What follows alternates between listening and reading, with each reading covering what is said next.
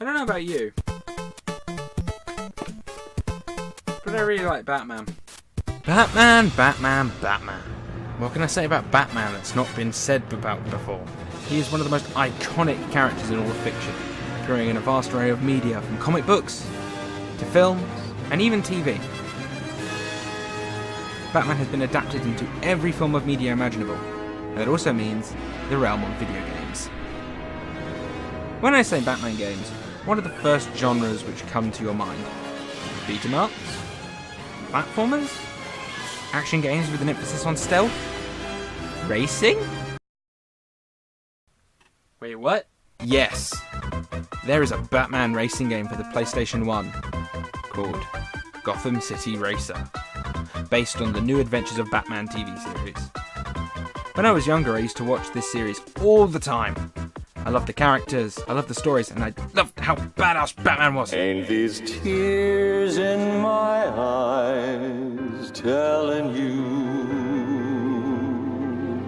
Unlike most things which are successful, video game companies come in and make tie-in games in an attempt to cash in on its success.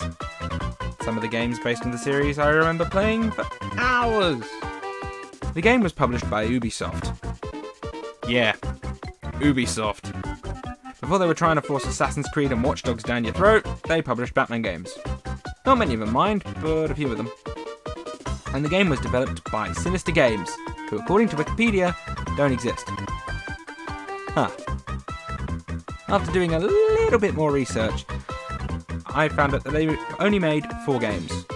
This game, a game called Shadow Company Left for Dead, which is a military RTS for the PC, and 2 Dukes of Hazzard games for the PS1. I think I know why they decided to make a Batman racing game. So from the off, this game sounds bad, but I'm willing to give it a chance. So, let's jump straight into it. The game opens up with a brief plot synopsis. Arkham Asylum boils over with the criminally insane. A massive jailbreak releases a torrent of dangerous lunatics. Only the speed and strength of Gotham's Dark Knight can protect the innocent. I can already confirm that we will not be showing off any of Batman's strengths in this game. Speed, maybe. Strength, I don't think so. Oh wow. Look at this title menu. It's really boring. Like, seriously, I haven't edited this. There is no music for this screen whatsoever. It is just eerily silent. Nothing like complete silence to get me into the mood for fighting crime. But seriously, why is there no music here? I will take anything right now. Much better. So, there are 3 different gameplay modes in this game. Adventure, Patrol, and 2-player Pursuit. Let's have a look at Adventure mode. Let's select our name, select our difficulty. Whoa! Even this menu doesn't want to be in the game. You selected normal! That's cool! Okay, by the way, rethink your life choices! Come on, why is that your screen transition? None of the other gameplay modes have this. Why have it on the main story? So, the story of the game is told through several scenes from the animated series itself. I actually like this. Several licensed games on the PS1 did this, and I think it looks good, even if they are a little bit crushed. So, the story here is the villain Two-Face is looking for Robin's dad because he has something he wants. That scroungy little 2-bit two-timer. What about the kid? Kill him. Well, he's gonna need saving. Batman to the rescue! So, Tim's life is in danger. We have to get there and stop Two-Face. So, let's begin our first mission as the Caped Crusader. So, having played racing games before, I'm gonna assume that X is the accelerator. So here we go. Did Batman suddenly decide now was a good time to crack open a beer? Look out, citizens of Gotham! Batman's off his tits! It's hard to describe, but the driving mechanics are rather floaty. They don't feel like you're driving a car. It feels like you're walking on ice. And in a driving game, that is the last thing you want your car to do. So, you have to get to the other side of the city to save Robin before it's too late. We have a time limit, and we also have an arrow on the top of the screen But unlike any good driving games like Crazy Taxi, it doesn't give you any indication of which way you are supposed to go. So just ignore it and pay attention to the minimap. Also, you will notice that Gotham City Police Department has the foresight to place detour signs all over the city, so as not to let Batman drive through and take shortcuts. So we're going to have to take the long way around, people. Can you just imagine how that conversation went down? Batman! The Joker has placed a bomb in City Hall. You have less than 5 minutes to get there before the mayor is killed. On my way, Commissioner. I will take a shortcut through Main Street. Can't do that, Batman. There are detour signs all over Main Street, so you have to go around. That'll add another minute to my journey. Yeah, we kind of screwed up on that one. Hurry up, then. You will also notice that the game is pretty lifeless. There aren't many people driving around Gotham. That is because it is completely random when they show up. Luckily, they are quite easy to avoid, but sometimes the game likes to throw 3 or 4 of them at you, causing you to hit them unintentionally. So here we are at the South Docks. So let's drive forward and... Loading. Loading. Why aren't you loading? Game, have you crashed? Oh, no. Here we are in a new section and we just popped into existence. So, we have a minute and a half to get to Robin. Let's mosey on over. Okay, just gonna turn this corner and... Wait, what are you doing? No, don't be stupid! No! Well, that's something you don't see every day. Okay, so we ended the mission. Whoa there, sir. I think we're gonna have to swap insurance information. So, now it's our second mission, tailing Two-Face. We are not allowed to get close to him, otherwise the mission is over and we have to start again. Okay, here we go.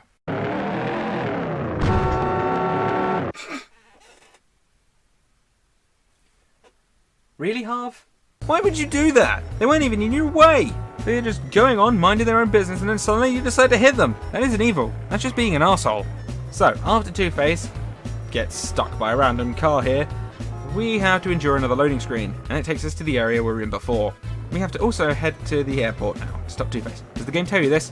Of course not. Can I just say that the AI in this game is either super precise or really, really dumb? Like the NPC cars, they're dumb. They don't look where they're driving, and they often come up and hit you from out of nowhere. But the villains are super precise. Their turns are so unnatural. It's like if someone turned 90 degrees whenever they did anything.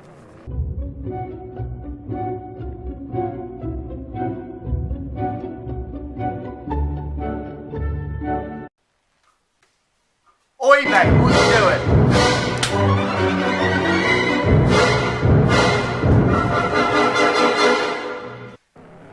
So, after we catch up to Two-Face, we then have our next mission time. Time to take the fight to Two-Face. We have to catch up to him while he shoots at us and drops exploding tyres. Okay. During this section, it is super hard to avoid being hit. It is also really hard to actually get close enough to Two-Face to hit it. Well, crap, I died. Maybe there's a better way of fighting him than just ramming into him. Okay, let's press every button and see what happens. I beg your pardon, game? Was the poop sound really necessary? What other attacks do we have? Ow. Did my car seriously just Hadouken? Hadouken! Yeah, the Batmobile shoots out fireballs. Okay, that's fine by me. What else would it shoot? Oh yeah, really inefficient bat-shaped shurikens. Just what every car needs. But we seem to be doing some damage to Two-Face this time. Where'd he go? Where's he gone? We will find you, Two-Face. You can't hide from me. Maybe he just headed into another area. Let's head over to the exit and see.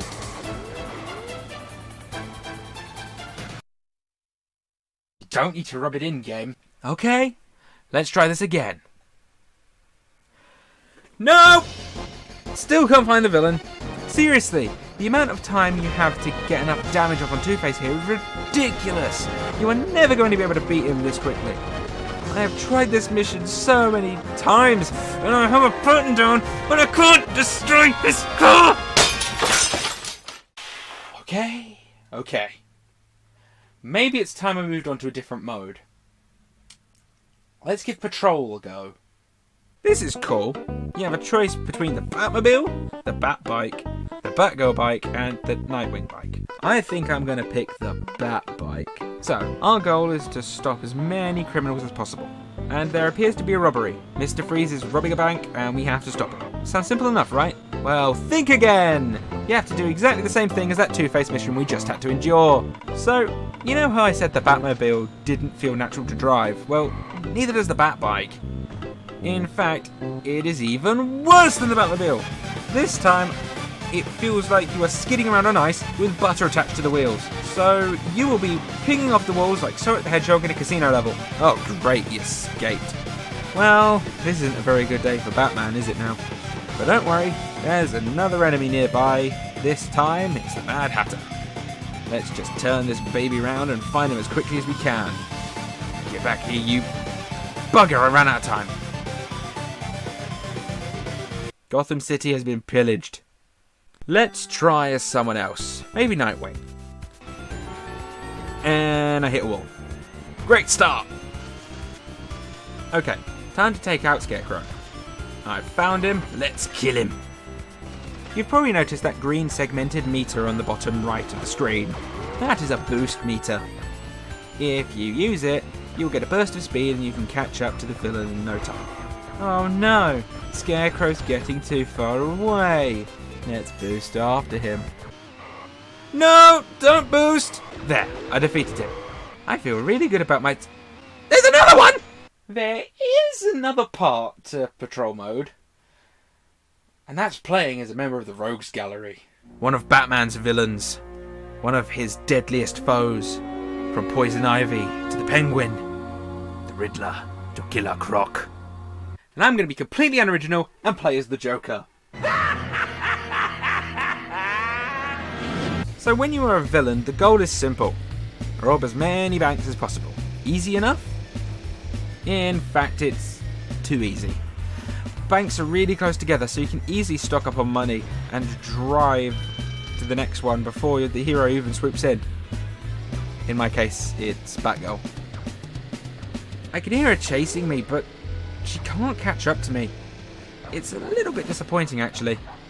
This mode isn't very fun. Being able to play as a villain is a nice little distraction.